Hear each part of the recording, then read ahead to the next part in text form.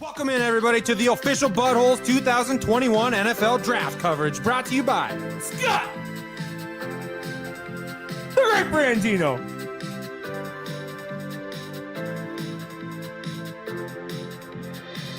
Cage's Rage,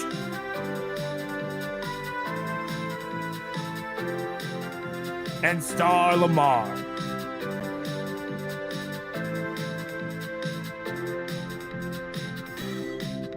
It's your one-stop shop for everything draft coverage, night 1, night 2. Brought to you by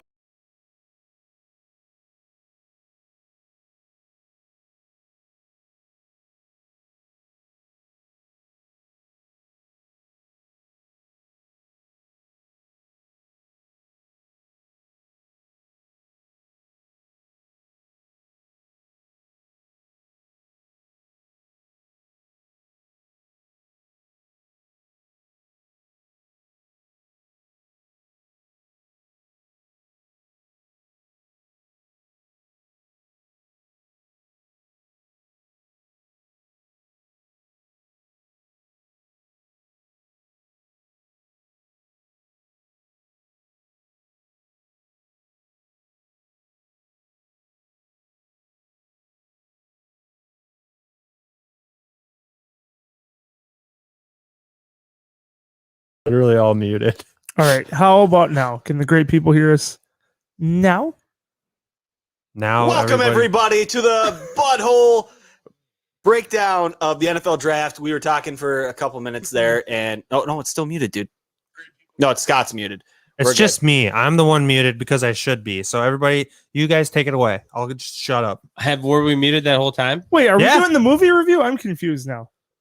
No, this is legit. This is the real deal. He doesn't really talk either. This is episode 225 of the official Butthole podcast, coming off of the live NFL draft coverage that we had coming to you guys over Thursday and Friday night. We will be wrapping up the draft with grades tonight from the AFC and NFC North divisions, followed by a second episode, which we will break down the AFC and NFC South.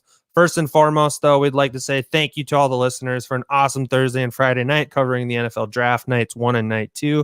It was our pleasure, and it was very, very much fun. What did you guys think of it? I thought it was very, very much fun, too. I had no complaints. I mean, maybe we shouldn't have done the night 1 trade offer. No, I thought that was fine. I think it was the other 12 drinks that got us.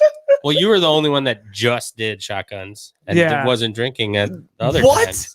So my beer count was 2.5 about halfway through that draft. I was doing a good job. Do we need to pull up the beer count ticker again for tonight? It was wrong.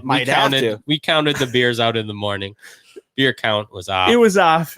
And the sober one was keeping track. Well, I didn't really care how many beers you guys were drinking. I was trying to break down each draft pick, and I think I did a pretty damn good job of it. That's fair. And so here's where you're going to get the rest of our opinions based off of the opinions of other people on how this draft went. Yes, because everything here is OG, baby. Oh, and I should mention, I did get a record deal off of my freestyle rap from night 2. Did you? Hell yeah. Yeah, I had. Was it Doobie Scoo Records? RCA was Young actually Money? the one. Okay. Nope. I wish. Maybe eventually, but yeah, they contacted me through the DMs, and I might be leaving here soon to pursue my rap career. So look forward to that. Well, if you leave the Butthole to pursue your rap career, it was a hell of a time having you, and we wish you nothing but the best. Thanks. I appreciate it. The movie and reviews will go down, but the rest might go up. That's going to pretty much just be a Gage monologue episode if you leave.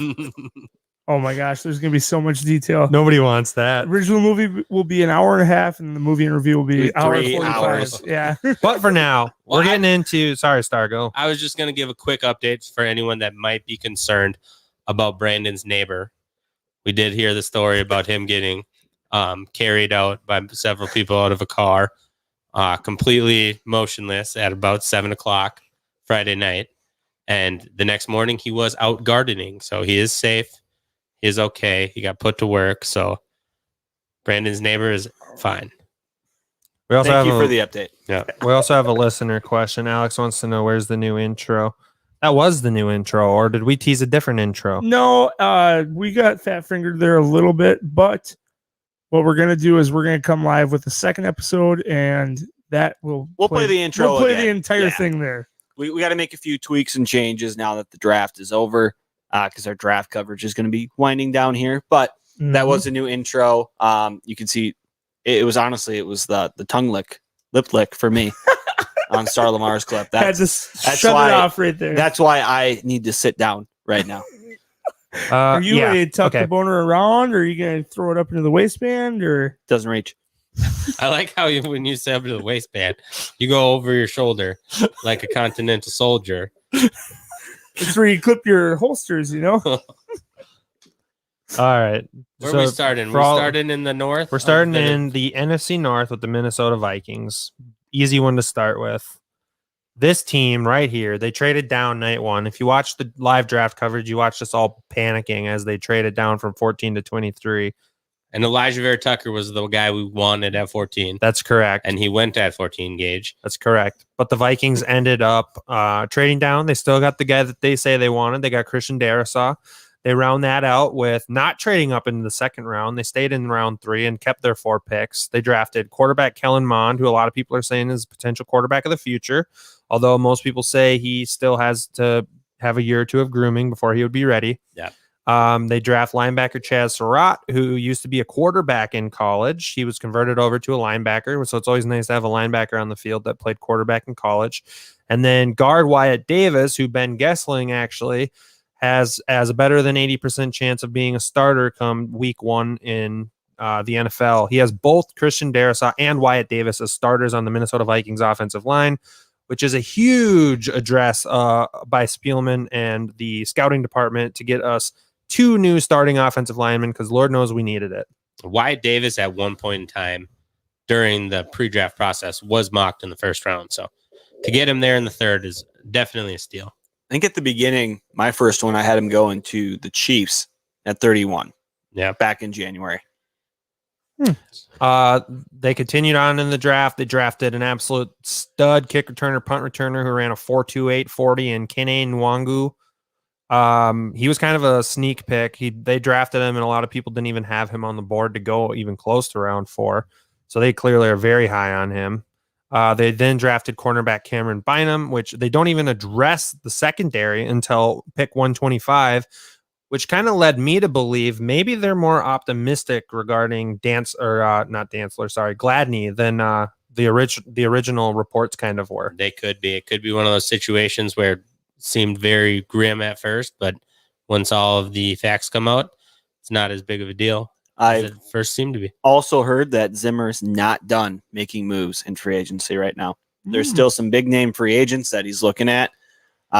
Possibly maybe moving like a Richard Sherman to a safety spot. Oh my gosh. Cameron Bynum was drafted as a safety. Yes, he's converting to safety in the NFL. He already said it. He also said he's going to annoy the hell out of Harrison Smith because he's going to be asking him questions constantly. So he said he's looked up to that guy and he wants to model his game after him. I like that, though. Harrison is definitely not the type of guy who would falter away from that either. And Xavier Woods also said he's going to do that. So he might be real annoyed. He might be demanding a trade here. To get out of here. Preseason. But Zimmer then also added into his defensive front. He added in edge rusher Janarius Robinson, who a lot of people are very high on. His scouting profile was very similar to Daniil Hunter's coming out of college. He's 6'5", 260, ran a fast 40. They said that he needs a little bit of polishing on his on his rushing moves, which is exactly what Daniil Hunter needed. Luckily for the Vikings, Andre Patterson is about as good as it gets when it comes to putting on a pass rush. Patrick Jones the second as well. We drafted in the 3rd round. He's another guy that we're looking at as a potential edge rusher that could help out a lot. They bookended that by bringing in wide receiver Amir Smith-Marset from Iowa in round 5, who a lot of people think could end up being the 3rd wide receiver come week 1. He's an athletic guy, right? Yep, athletic. He wasn't used a lot in college because of the college he went to, but he has high upside. Then they drafted tight end Zach Davidson in the 5th round, who was actually a punter in college as well as a long snapper. So they might be looking for different options here from him. And then they took in round 6, good value, I think, by most people's beliefs. Not edge rusher, defensive tackle. I was just going to Jalen Twyman. This was pulled from ESPN, so this is ESPN's fuck up, which isn't uncommon for them. Yeah, I think he's going to play D tackle. 3 technique. He trains with Aaron Donald in the offseason. Ooh. He's a big dude. I believe he sat out last year. People think if he did play last year, he could have easily moved up into the middle rounds, maybe even higher. He sat out, I think, the last 2 years. No. The first was family related, and last year was because of COVID. So he fell a long ways because of those 2 things. Which makes sense. Not playing is going to drop you down the boards. Yep. So I'm sure, hopefully for the Vikings' sake, he's going to be hungry. What do you guys kind of have to say to the Vikings draft as a whole? Altogether, I think that out of this draft, we got everything we were looking for. We got our quarterback project behind Kirk Cousins. We got a bunch of offensive line depth, hopefully a couple starters in that aspect, and some really solid pieces that I think Zimmer would love to coach up. In the edge rushers, Patrick Jones and Janoris Robinson, like you said, some athletic freaks there that really, really have got a lot to be polished, but like Danielle Hunter and Wanham last year, they don't mind having a project at edge rusher. As someone that might have dug a little more into these guys, Scott, who do you see making the bigger impact out of the 2 defensive ends that we drafted? I personally think Janoris Robinson is going to be a force this year. I think, assuming Danielle Hunter is healthy and locking down the one edge spot, I think when you have a tandem of, it's really a 3-headed monster of Robinson, Weatherly, and Wanham at that defensive end spot opposite of Hunter, you're looking at a really, really good rushing group there. And who knows, Robinson might end up just backing up Hunter this year because we do have a lot of edge rushers now. What it sounded like was they really wanted to create competition for that second spot. Yeah, and I think you look at guys that are in their 2nd and 3rd year now with the Vikings. You look at like Jalen Holmes. He's really on the chopping block. Some of these guys that they drafted that haven't really become much. Yeah. And then you look at it too. It says 3 edge rushers. Obviously, you said Twanum is. Yep. He's D tackle, right?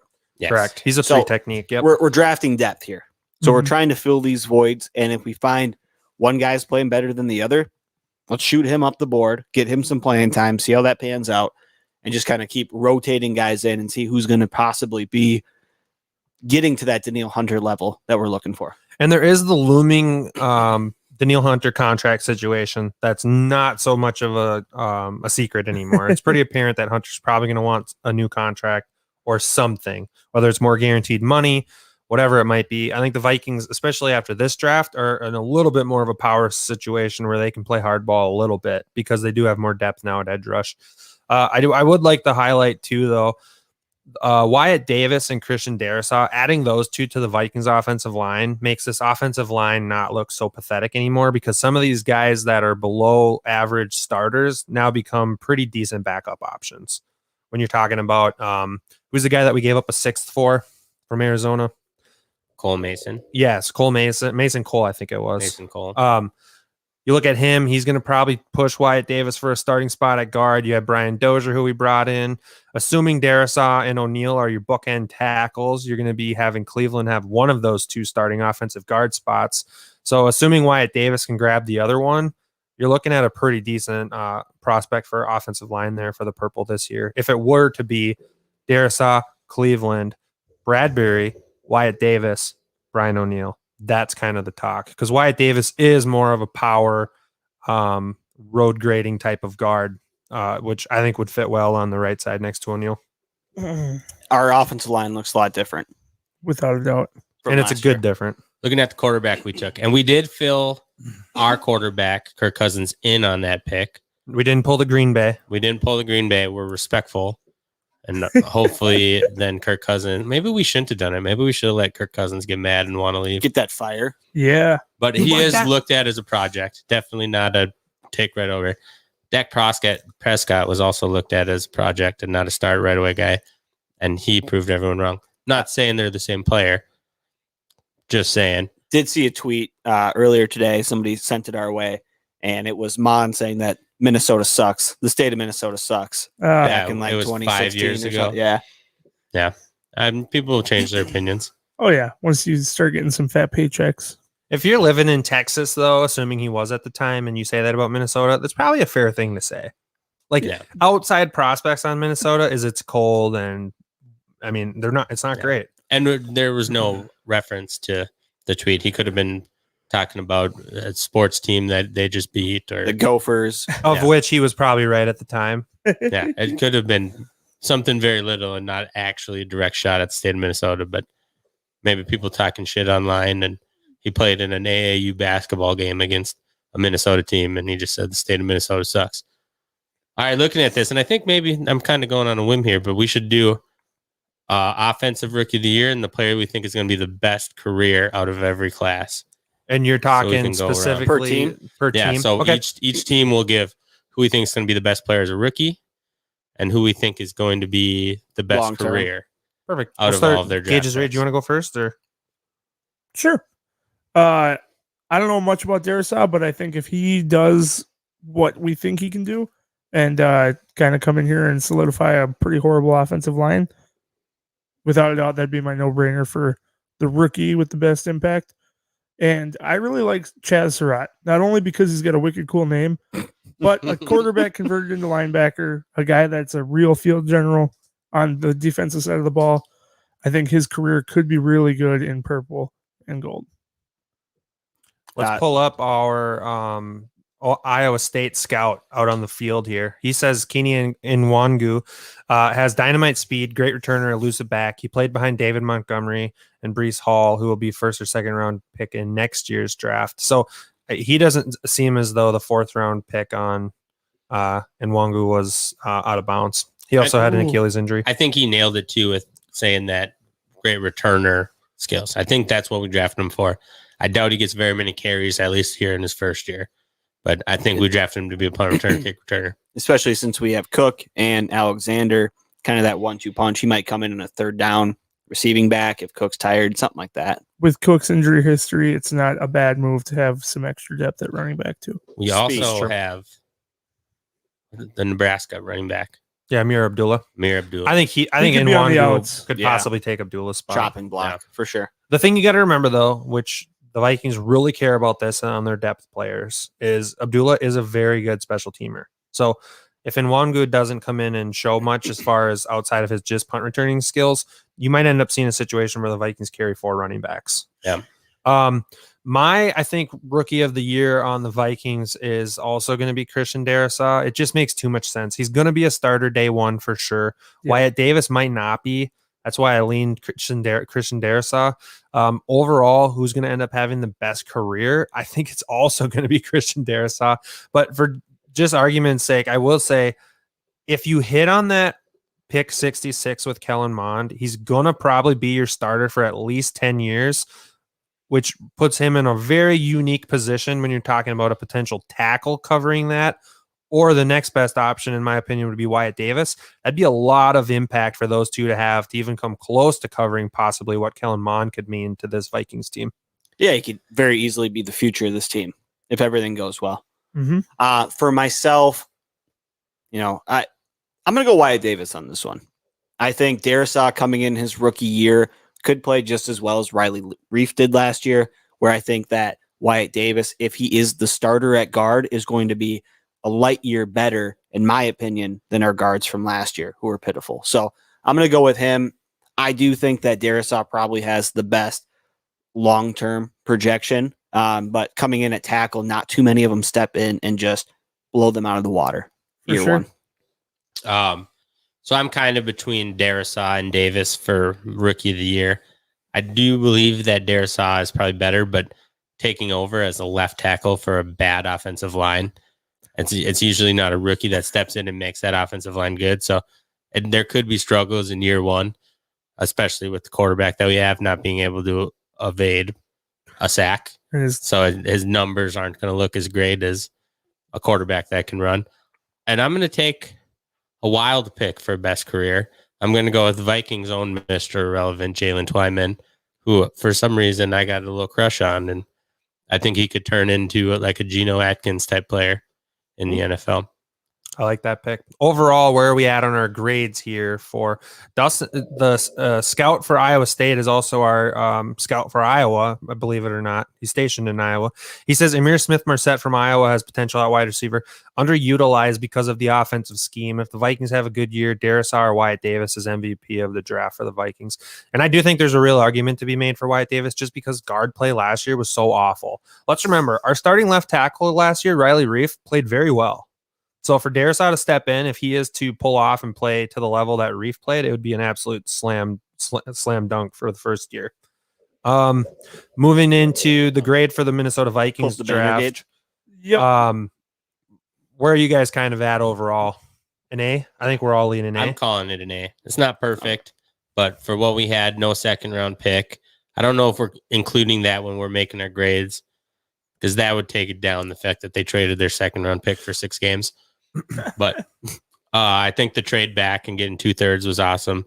Kellen Mond, great potential. They filled all their needs on the offensive line. I'd give them an A. I like it. Moving into the next team's draft, we're looking at the Chicago Bears. The Bears. The Chicago Bears did something really crazy. When night one of the draft, they moved up and traded a future first as well as this year's first. And they drafted quarterback Justin Fields, who happened to slide from the top of the draft. He was potential number 3 pick. He slid down to 11. The Bears went up and got him for a little while early on. Yes, he was early on. And then in round 2, they actually drafted another stud, in my opinion, offensive tackle Tevin Jenkins. Come to find out, the Vikings were really high on Jenkins. And then they also rounded out with no picks in rounds 3 or 4. So in round 5, they took another offensive tackle. The Bears went heavy on the O-line here to protect the rookie quarterback, apparently. Then they drafted a running back out of Virginia Tech, Khalil Herbert. I don't know much about. Wide receiver Daz Newsome out of North Carolina is a nice player in the 6th. And then they drafted a cornerback and an interior defensive lineman as well. I think just alone with the top 2 picks in this draft, if the Bears hit their cornerstones at quarterback and offensive tackle, this is a slam dunk draft for the Bears. What do you guys think? I think just in our division, going up against Daniil Hunter and the Smith guys over in Green Bay, there's some really finessey type of guys. And I think both these offensive linemen kind of have the same knock on not being very quick off the ball. So I would say it's a solid grade. It's definitely an A. I might hedge a little minus because it's just not a good scheme fit 6 games out of the year in the division.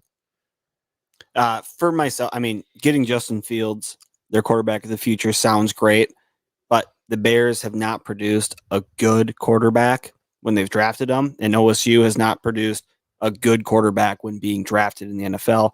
Right now, it seems like a marriage headed for doom. So until I see how that pans out, and truthfully, I'm hoping it doesn't pan out very well, because then we're going to be playing a good quarterback on the Bears for a long time.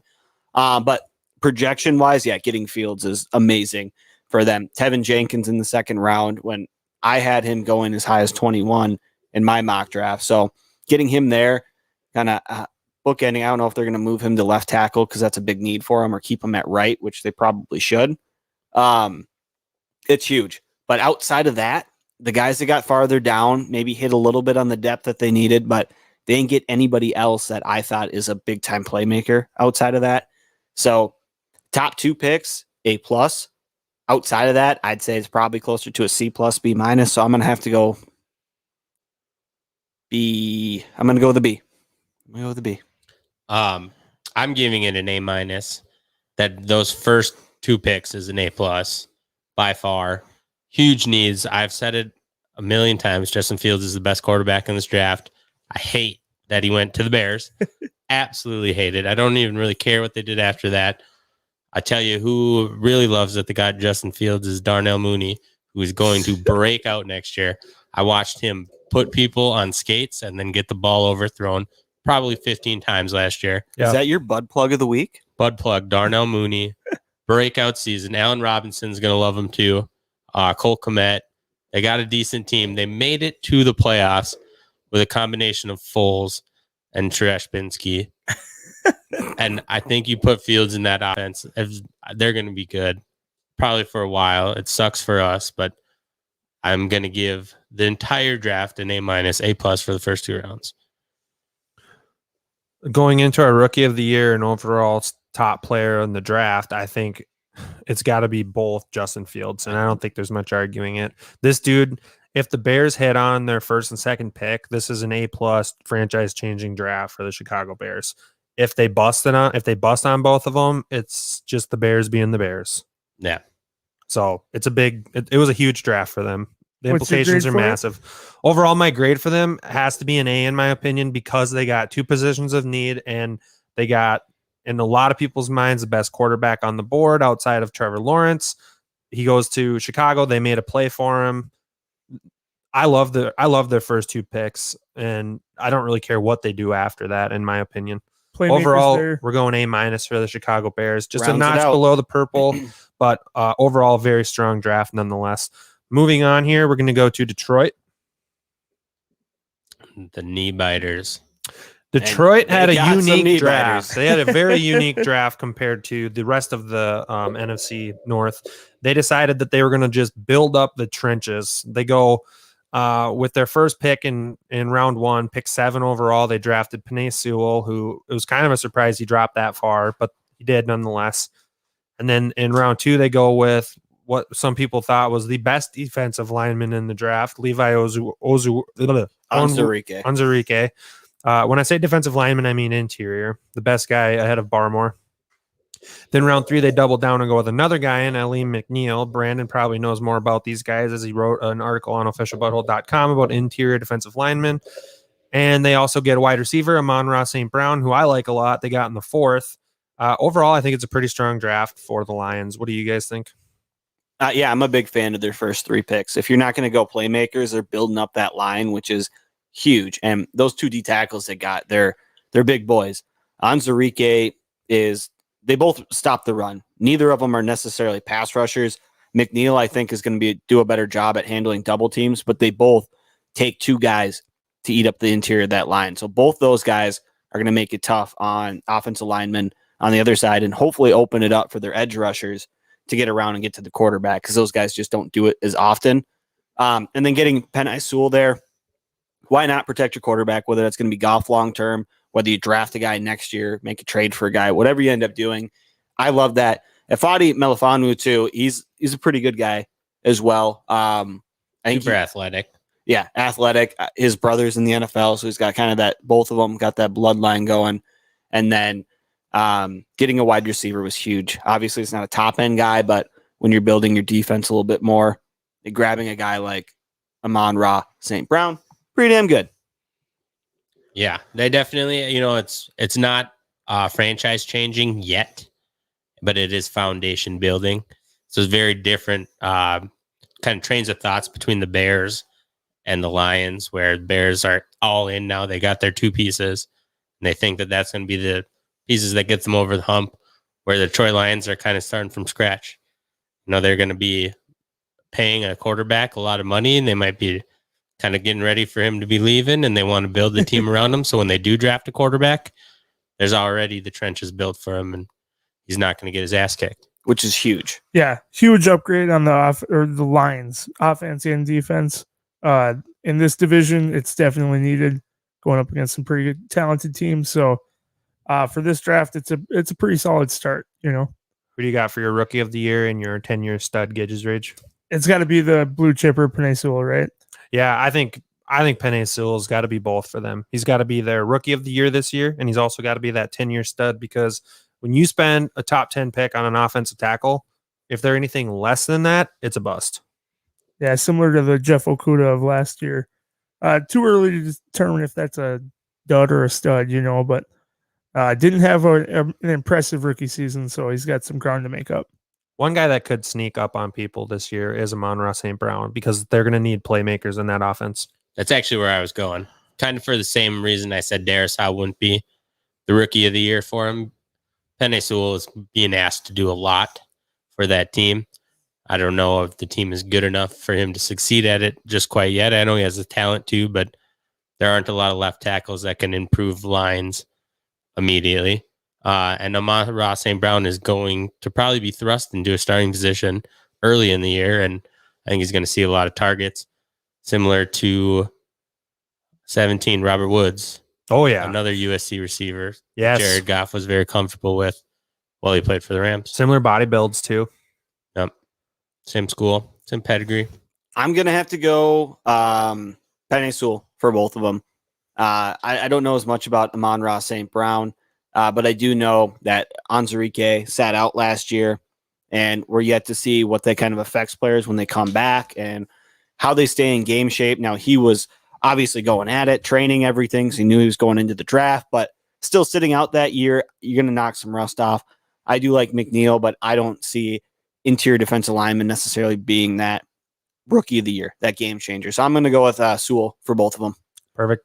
Thank you, Ernest. One of the co-founders of give his Blue Collar Media Group. No, he gave his. Penny Sewell. Oh, you did? Okay. Yep. I was Thank you, gonna ask Ernest. what your grade was, though. Oh, my grade. Their top 5 picks. I Thank you, liked a lot. Ernest. Well, Yeah. I said he's one of the co-founders of the Blue Thanks, Collar Media Ernest. Group. Brandon just Brandon tried tries clomping to on it. Keep I- talking over you. We're I trying to like it. thank Ernest here. Pull it back up. He's a goddamn Pull Blue back up, Collar pull Media back up. Group co-founder, and Bring he that shit fucking up. just glanced right over it. Ernest, he said, great Ah, weekend, boys. whatever, we dude. appreciate it, Ernest. Thank you Dude, so much. a Gage great has to weekend. give his take here. Gage. Gage has to give his take here, dude. B. All right, B. I'm going B too. I'm going to go B+. Their first 5 picks, pretty damn good. Star Lamar I'm going B. It is. averages out to That's a B. That's a solid grade. A B for the Lions. It has That's less to do with the players they got, more to do with the effect it's going to have on the team. Yeah, Yeah, it's definitely absolutely. a foundation builder for the ankle biter, for the knee biters. Moving on here to the most dreaded, They probably bite D. a few ankles right away. stupid team in all of national sports, not just a football league, national sports. So if there could be an F, it'd be an F. And the reason is because of the news that came out, which we have talked about at length. Aaron Rodgers wants out of Green Bay. And as Vikings fans, Good Thank riddance. thank you to the heavens Give above. the man what he wants. Get him out. Did you guys see him at the Kentucky Derby over the weekend? Yeah, he did I- one interview with some poke ass media group, and I'm sure that the catch was that they wouldn't ask him about his contract situation or his situation in Green Bay. I just saw the meme that had him next to a picture of Tom Brady from the weekend. It said, looks like he's the FBI agent trying to track down the Tom Brady villain. Yes. Pretty spot on. Did you see Brady's comments regarding Edelman today? He said, I know Julian doesn't want to retire. He's just afraid to tell Belichick that he wants to go somewhere else. He said, I What? know what that feels like. Oh, jeez. That's Yeah. awesome. The Green Bay Packers came in with their first round pick. They go cornerback Eric Stokes out of Georgia, and he was the 5th cornerback, I believe, at that point taken. Yep. So they took the 5th best cornerback on the board at pick 29. On their board. What? Yeah, was Well, he the 5th best cornerback? The 5th available? best. We'll just say they took the 5th cornerback off the board. There Yes. we go. Um, That's accurate. So then round 2, they took center Josh Myers, who's the obvious plug-in to replace Corey Linsley, who got away in free agency, who doesn't get away in free agency on that team. Round 3, they draft the wide receiver Amari Rodgers, who Aaron Rodgers, that Rodgers connection would have been great if Aaron Rodgers wasn't leaving. Well, he But already had is. Richard Rodgers. Different, wasn't it different spelling though? Yeah, there's no D in that one. Round Weird. 4, Rodgers always has a D in him. they draft a tackle. Round 5, they go interior D When line. it comes to purple and gold, Round 5, another cornerback. Round Ian 6, Rodgers. another tackle. Round 6 again, they go linebacker. And round 7, they go running back. It's really a prototypical Green Bay draft. They're a little all over the board, but they keep it pretty tight as far as building up the Toy. trenches. So Toy as in they don't draft what their team really needs. yeah, they Toy draft as in a Toyger. Toigo. So overall for them, honestly, I give them a D+ grade. Do you want to pick your rookie of the year and 10-year? No, I don't care. You don't see one? They No. did kind of get boned for how players fell to them. Yeah, It that's might true. have been Trade too out of high the to pick. take any of Yeah, they- but God they forbid should've- you feel trade. God Yeah. forbid you trade. Yeah. Taking Eric Stokes there when you want to make your quarterback happy, And there was some not smart. there were some good cornerbacks They still on the board. waited until the 3rd round to address that situation. They could have gotten a decent guy, They could have got Elijah Moore. especially at first pick there, yeah. 62. So they definitely could have helped him out more. Now, Amari Rodgers isn't a bad player. He wasn't like highlighted there necessarily in Clemson, but he's kind of that smaller, fast speed guy. I think he's a good gadget player for them to get. So I'm going to go rookie of the year is going to be Rodgers, but it's a D- grade for me. I think we're across the board D- overall here. So Packers get a D-, and we as a podcast are now moving into the AFC North. We like the Packers here. Yep. It's the unofficial. The first team in the I'd AFC North we're going with is none other than the Pittsburgh Steelers, who drafted in the first round the most obvious pick of all picks that have ever been picked, including Trevor Lawrence to Jacksonville, Najee Harris, running back at pick 24. It was too obvious. I thought there was no chance it happened. You thought it was so obvious it wouldn't happen? Yeah. Well, You it still owe happened. me $30 on that butthole bet. And a I shotgun. was drunk. Did I do that? Yeah. We'll have to go look at. You bet We'll the go review shotgun the film. and $30. We'll go review the tape. Round 2, they go tight end, which was, I guess, a position of need in their eyes. Round 3, center Kendrick Green, which was definitely a position of need. Round 4, they go with offensive tackle Dan Moore. He was a position of need for them. Round 4, they go linebacker Buddy Johnson. My favorite is 156. 156, they go with Isaiah. Loudermilk. That's right. Loudermilk, ladies and gentlemen. If Round your milk is quiet, got to make it a little loud. Draft yourself, Isaiah Loudermilk. Round 6, they go with edge rusher Maybe in Quincy Vegas. Roche from Miami. It was a little surprising to me that he dropped Colorado. that far, but There's it is what three it is. Miami defensive Wisconsin. ends gone though. No, not there. We have a comment as Oregon. well from our official Alabama scout, It's not Wisconsin. who ironically lives in Iowa, which is quite close to Alabama. He says, They kind of had the same like family I think- feel to them. that's true. In Iowa? He says, I think Najee Harris will be one of the most valuable rookie fantasy players. Bet your house. Yeah, I think he will too. He's going to be a stud. He's going to get a lot of carries. To me, it makes sense for them kind of more in that win now mode. 24, getting a guy who can pound the rock. They just have to be able to get him the ball. And So he's is gonna that be the able- belief, though, is what costed them the season last year as far as the wheels fell off, is because they couldn't sustain a running game? I'd say a little bit of that, but it leads into more Big Ben having to throw the ball more. That's fair. Mhm. And At by his the end of the age, year, he was getting worn out. He threw like 56 passes in that playoff game. Yeah, and You you just got to can't do think. that. You got to think too. Tomlin. You got to think too. Tomlin would rather have a little more ball control offense, Yeah. a little more, and lean on their defense, which is a strength of theirs. So I do like Harris there. I'm not a big fan of running backs in the first round, but if they're going to get the guy that they want, right there is the time to do it. Let's just look at it this way, though, right? You have Big Ben, who's in the twilight of his career. Everybody knows it. You don't have an heir apparent behind him. No. Why are you drafting a tight end in the second round? They never produce as rookies. Not even the best ones drafted. Or if you are confident that Big Ben maybe does have a couple years in the tank still, get him a damn lineman to protect his ass. Yeah. If he's going to be dropping back 50 times a game, why are you waiting until the 3rd and 4th round to get some offensive linemen here? There was depth at 55 for a tackle. Oh, Oh God, they could have gone. No, sorry, Tevin Jenkins was 38, so they were off the board at that point. But there was a lot of good tackles left available at 55 that There they were. could have taken. yeah. I think that tight end was the second ranked tight end on almost all boards going for it. So That's fair. He was. it's I- not like they got a bad tight end or picked a tight end no one heard of. He's looked at as the second best tight end in the draft. But they have 4 receiving threats that, I mean, how often is this Pack guy even going to touch the field? And do they not still Who have the Ebron, fuck is that guy? who's a functional tight end? Virgil Green's always they the banged same up, but type isn't he of- the backup? Tight No, ends, though? Freiermuth is a more well-rounded tight end Yeah. than Eric Ebron. Ebron's just Yeah. more of the slot. And I believe- Ebron is a red zone target. I still don't like Dan Moore there. They should have gotten somebody better than Dan Moore Jr. at 128. Oh, for sure. I mean, Definitely. like they could have drafted Isaiah Loudermilk at 128. That would have been a solid pick. No, He should have went 101. I guess the let's question get is, into- do you see Najee Harris being a 10-year type of guy? let's get into it. A Rookie of the 10-year? year for them as well as 10-year stud. It's got to be Najee, but I don't know if he's got the 10-year stud in him. I mean, he's a great receiver. He seems like he can really take a hit and bounce back. So I would pick him for both of them. But just because they fucked it up in round 2 and 3, if they would have taken a lineman there, a tackle, I'd pick the tackle for the top 10 or the 10 years. But Are you saying 10 years or tenure? They're going to they're the 10-year same him. thing. No, they're not. No, they're not. They're going to hit him with that 5th-year tenure. Star Lamar, what do you got? Najee Harris is going to be their best rookie player this year.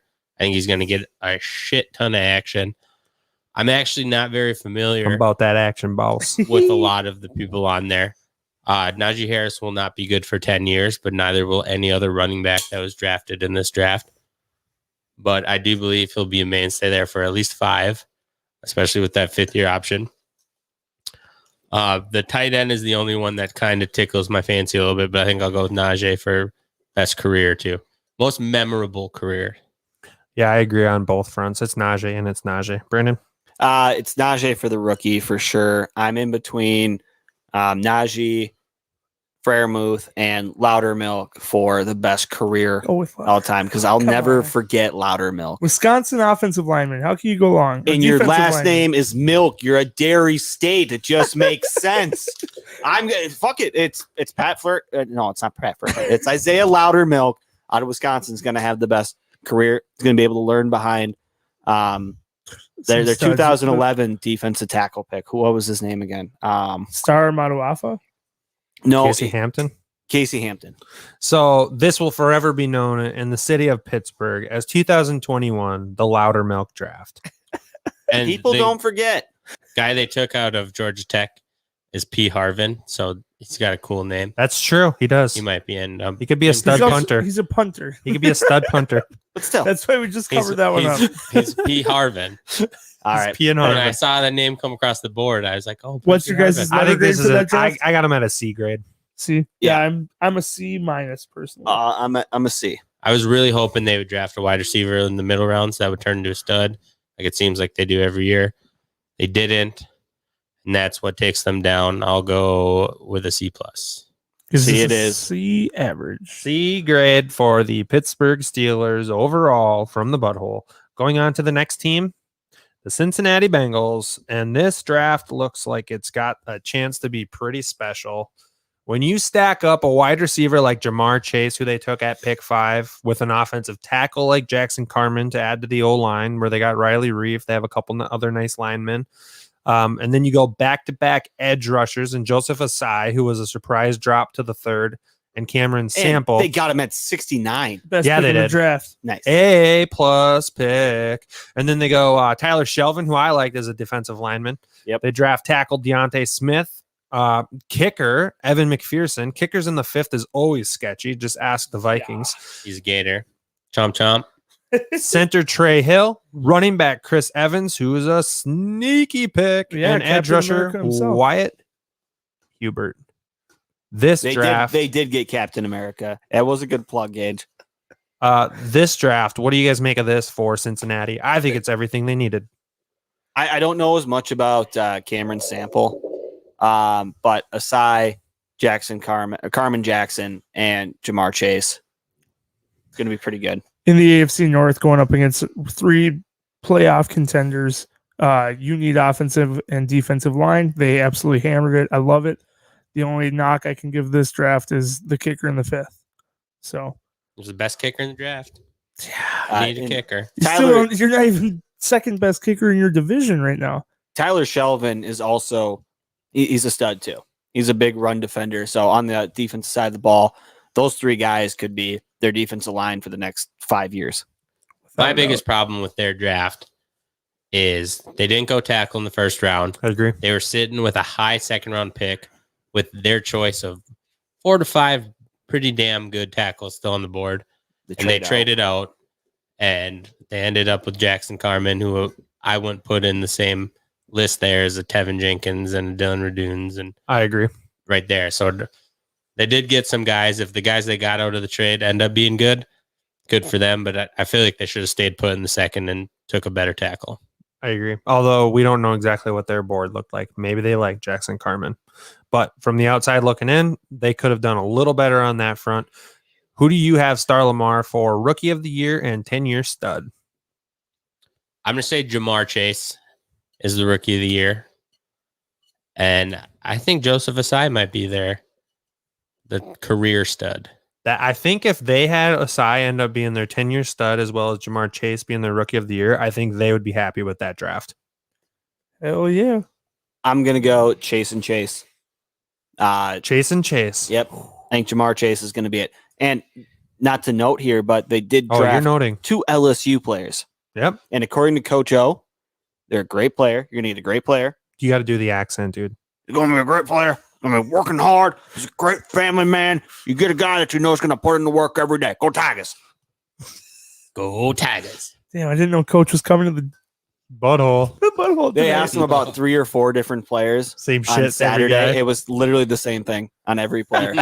He's a great player. Yeah, Comes from a great family. he's a family man. You know that you're going to get a guy who's going to show up and put in the work every day. Go Tigers. Yeah, I'd have to go with Chase and Chase as well. Osai and Chase and Sample. Chase actually sounds like a Hallmark movie. Chase and Chase. Chase and Chase. But Burrow's gonna love throwing to Chase again. It's gonna be a match made in heaven. That Jamar Chase, Joe Burrow connection could be dynamite if you're in a dynasty league for the next 10 to 15 years, which would be electric. I'm going Jamar and Jamar as well. Who's going to take more pressure off of Jamar Chase for Joe Burrow? Is it going to be Tyler Boyd? Is it going to be T. Higgins? Or was it Justin Jefferson? It was Justin Jefferson. Ooh, I think Tyler Boyd steps in the number 2 role and just excels. I think it'll be Boyd in the pro level. Jamar's not starting the season as their number 1. No, he'll come in as he'll start out like CeeDee Lamb started out last year for the Cowboys because he's coming in behind 2 established wide receivers. Yeah. So he'll have to work for it. Yeah. I think long-term T. Higgins will be the guy.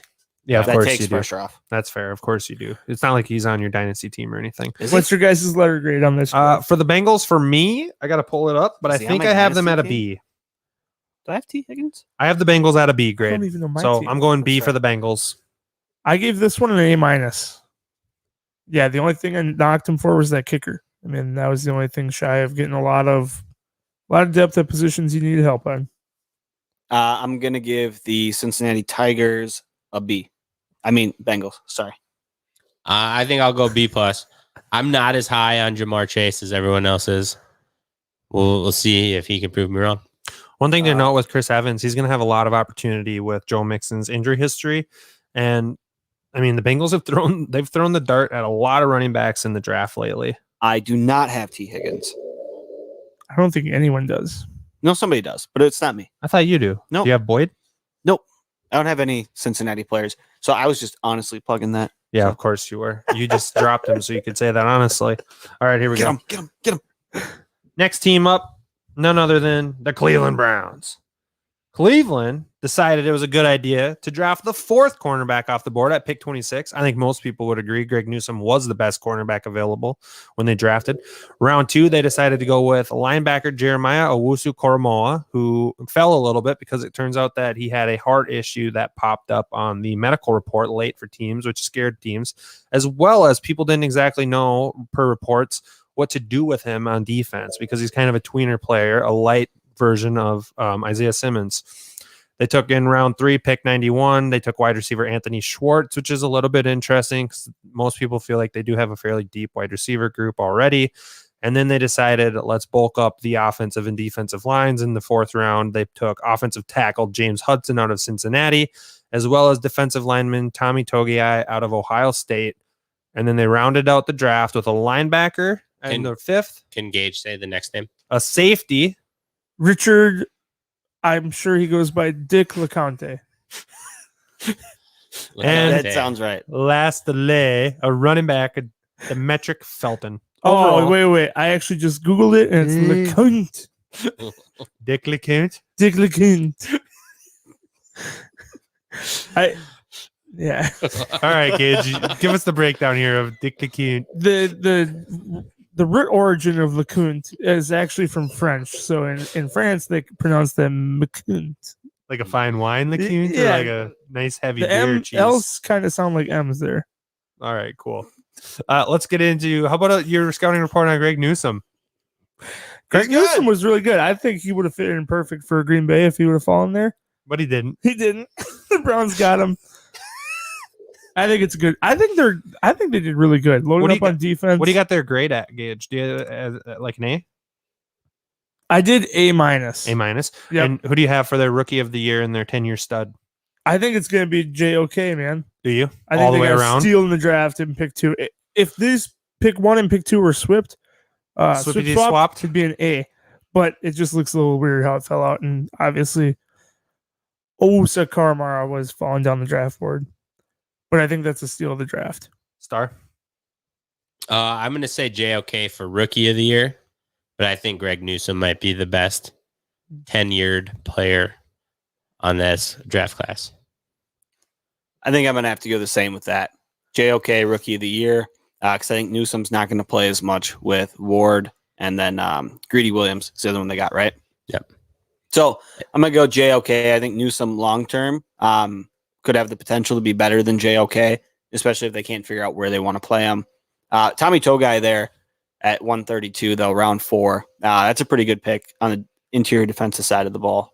So, yeah, I agree with all of what you guys said. I'm going JOK for rookie, and I'm actually going to go as well JOK for 10-year stud. I like him. He's a big boom bust player, especially with that heart issue. Most players that turn up with some sort of heart issue end up not becoming anything in the NFL.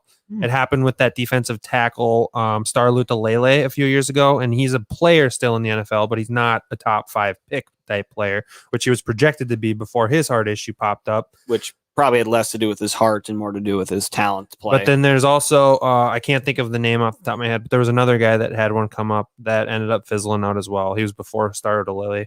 Nonetheless, you hope for nothing but the best with Owusu Karamoah and the Cleveland Browns, and you hope that at pick 52 it was an absolute steal.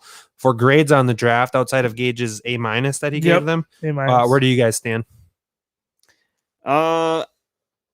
I think I'm sitting at a B with it. I like their top 2 picks. I don't know as much about the other ones. The issue with their draft is they're not necessarily looking to draft for players that need to make a big impact right now, because they got a lot of players that are doing that. They filled a lot of holes in free agency. So I guess they were going more for depth, I think, than they were for day one starters. So I guess I'll give it a B+ for talking myself into that. I was going B+ too.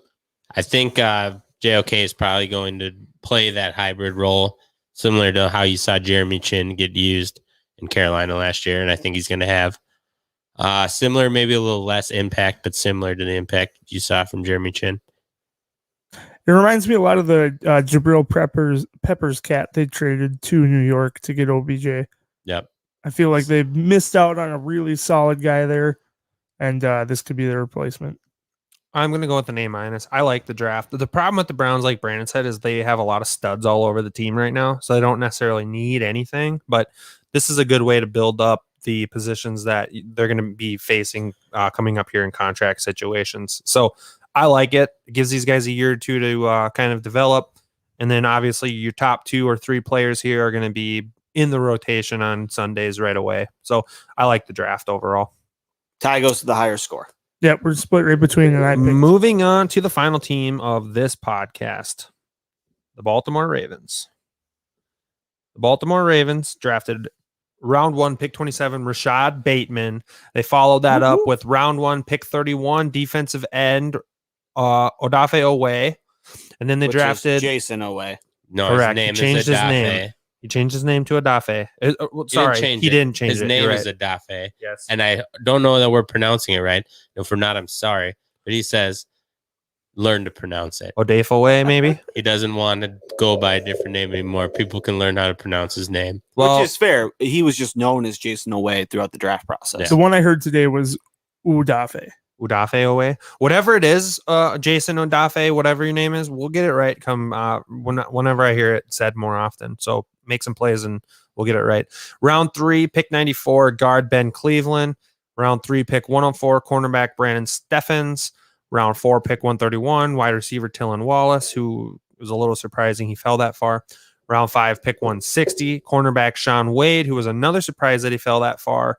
And then as well, round 5, edge rusher Dalen Hayes, and round 5, tight end Ben Mason.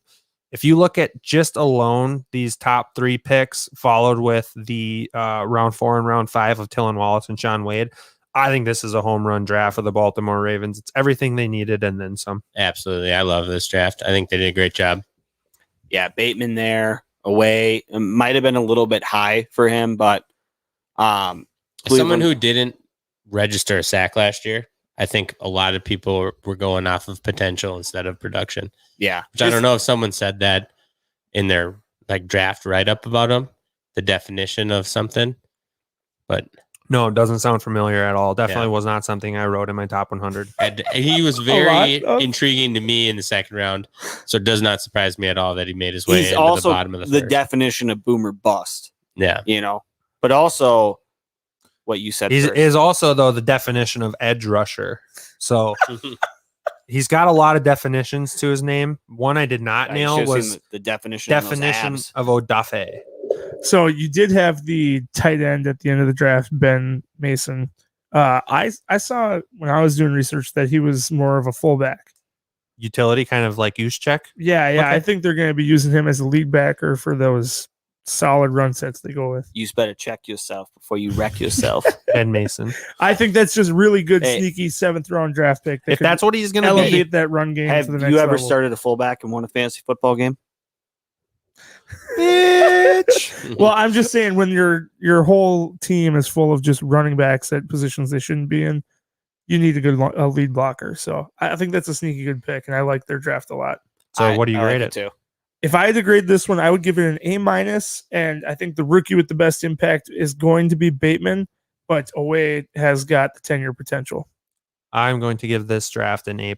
I love this draft for them on every single level. Rookie of the year has to be, I think it's going to be Owe. He's going to have the chance right out of the gate to be the guy. They lost a lot of edge rushers, and I think the 10-year stud has a real chance of being Ben Cleveland. He's going to be a starter there for a long time, and he might just end up being one of those guys that hangs out in the NFC North for a very long time. So I'm going Ben Cleveland as the AFC or 10-year NFC? stud. He's coming to Minnesota. No, Yeah. what did I say? NFC North?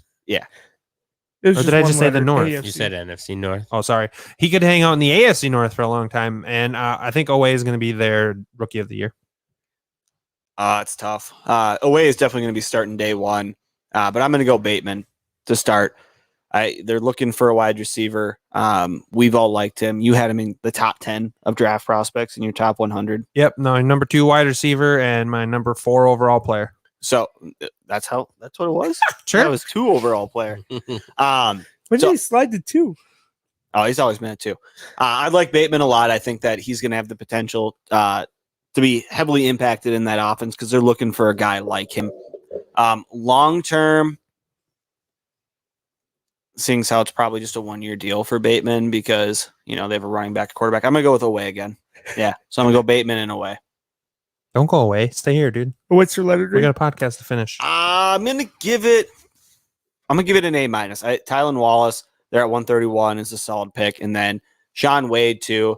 He was much higher last year before this past season. Coming into the draft, there are some concerns that apparently if you can't play the outside in the Big Ten, that you can't play nickel cornerback in the NFL. There's been that thrown out, and he struggled on the outside last year, playing for Ohio State. So little leery about him, but I did like his potential the year before. So give him a shot there. A-. Yeah. I'm going to give it an A. I think you have 5 players up there that are going to contribute as rookies, which is more than a lot of teams can say. Love the 2 wide receiver picks. Just don't love where they went. That's always the toughest thing. It's almost like there isn't a wide receiver that fits the Baltimore Ravens offense. But who knows? Lamar Jackson can surprise us all, and they just haven't had the guy. And All 2, they have though, to do is get a running back and split him out wide, then it fits perfectly. well, 2 though, the And at tackle. Ravens have tried the short, fast wide receivers. So now you have Bateman and Tylan Wallace, who both have a little bit of length to them. Is it Tellin? Is that how you pronounce it? It's Tylan, something like that. Okay. It doesn't really matter. And they have Sammy Watkins. I can help you with this Pam yeah, situation. yeah. The And- Jamar Chase of his draft. yeah, and he could end up having a bounce back season this year, which would be now the 5th season in a row where people are saying he might have a bounce back season. So Which one? Who? Sammy Watkins. Oh, yeah. He'll be good for the first week.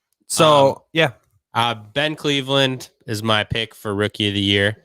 The man is a statue from Greek gods. Gets me going. Yes. Looking at pictures of him.